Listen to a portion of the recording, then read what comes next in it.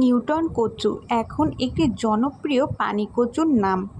এই কিছুদিন চাষে আগ্রহী হচ্ছে কৃষকরা। নিচু জমি পেলে কৃষকরা নিউটন কচু চাষের জন্য ঝুঁকছে। এই কচু খেতে অত্যন্ত সুস্বাদু। এর নিচের অংশের কচুর ডাঁটা এবং শাকসহ এর লতি ও ফুল খাওয়া যায়, অর্থাৎ এই কচুর পুরো অংশই খাওয়ার উপযোগী।